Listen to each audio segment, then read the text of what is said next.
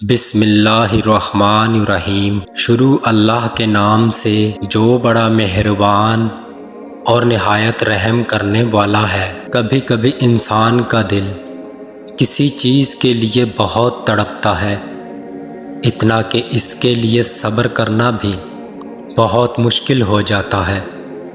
انسان ہر اس چیز کو حاصل کرنے کے لیے ہر اس لمحے دعا کرنے کی کوشش کرتا ہے جو لمحہ دعا کے لیے افضل ہے، اور اس کی آنکھ اپنی مانگی گئی دعا کے قبول ہونے کے انتظار میں ہر روز ادھر ادھر تکتی رہتی ہیں، اور یہ تو بھول ہی جاتی ہیں کہ اللہ تعالیٰ نے ہر چیز کو عطا کرنے کا ایک مخصوص اور بہترین وقت مقرر کر رکھا ہے۔ ہمیں یاد رکھنا چاہیے، اگر ہمیں کسی چیز کو حاصل کرنے کی اتنی چاہت ہے تو چاہت کرنے والے دل کا مالک کون ہے؟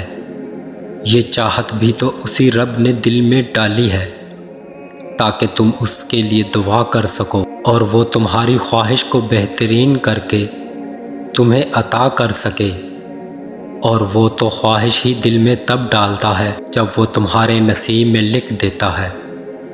دعا تو بس ہمارے ہی درجات بلند کرنے کا ایک ذریعہ ہے، بس تھوڑا سا انتظار باقی ہے۔ تمہاری چاہت کو اللہ کی چاہ بنانے کے لیے تھوڑی اور اطاعت باقی ہے۔ جس آزمائش کے لیے اللہ نے تمہیں چنا ہے، اس کا ابھی انعام باقی ہے۔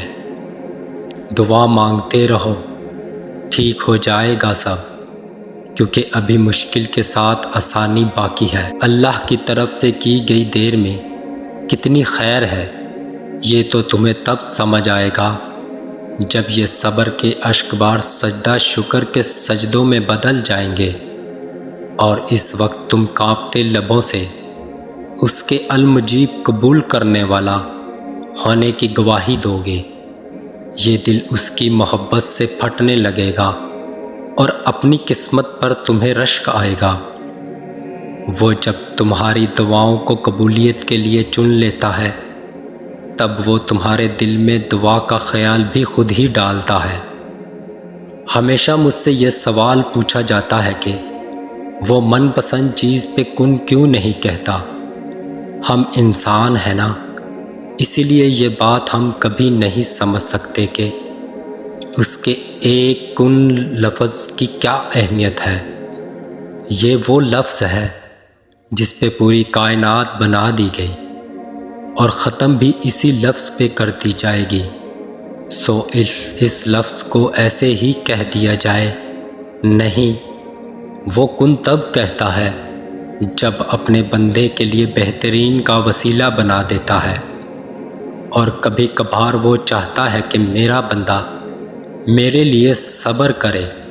کیا اس کا حق نہیں کہ اس سے محبت جتائی جائے؟ کیا اس کا حق نہیں ہے کہ اس کے لیے تھوڑا انتظار کیا جائے؟ اور ایسا تو ہو ہی نہیں سکتا کہ جو خواہش تمہاری زبان پہ ہر دعا میں رواں رہتی ہے وہ تمہیں نہ ملے۔ جانتے ہو، وہ دعا کی توفیق دیتا ہی تب ہے جب اس نے کن کہنا ہو، ورنہ ہمارے آس پاس کتنے ایسے ہی لوگ ہیں جو دعا بھی نہیں مانگتے، صرف یہ سوچ کر کے خدا نے سنتا ہی نہیں۔ تو اگر تم اس کے کن کا انتظار کر رہے ہو کہ کیسے ممکن ہے کہ کوئی بندہ اس کی بارگاہ میں جائے سسکتے ہوئے اور وہ اسے سینے سے نہ لگائے، سو بس انتظار کرو۔ وہ انتظار کرنے والوں کے لیے معجزے کرتا ہے، اور ہم جو سوچتے ہیں یا جو بھی خیال ہمارے دل میں آتا ہے، اس کی بھی کوئی نہ کوئی وجہ ضرور ہوتی ہے۔ وہ خیال ایسے ہی نہیں آ جاتے، دل میں اللہ کی طرف سے ہی آتا ہوتا ہے۔ اکثر میرا دل میں ایک بات آتی ہے کہ کیا جو لوگ کسی کے لیے اچھا نہیں سوچتے، کیا وہ بھی اللہ کی طرف سے ہوتا ہے؟ اس کا جواب بھی خود ہی مل گیا کہ وہ خیال شیطان ڈالتا ہے، وہ ہمیں اللہ سے دور کرنے کے لیے کرتا ہے۔ اللہ تو بس یہ دیکھتا ہے کہ اس کا بندہ یا بندی کیا شیطانی وسوسوں میں آئے گا یا نہیں۔ ہم آ جاتے ہیں، ہم کر بیٹھتے ہیں جو وہ کروانا چاہتا ہے، مگر اللہ تو اللہ ہے نا، کیسے بھٹکنے دے گا اپنے بندے کو۔ پھر وہ خیال جس سے دھیرے دھیرے انسان اللہ کی طرف پلٹتا ہے، ہم اللہ کی طرف ایسے ہی نہیں لوٹ آتے، اللہ ہمیں اپنی طرف لے کر جاتا ہے۔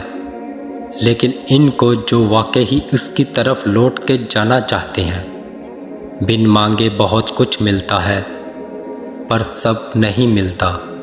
ہدایت بھی اسے ملتی ہے جسے اس کی چاہ ہوتی ہے، تو جس چیز کی چاہ نہ ہو اسے اللہ سے مانگتے رہو۔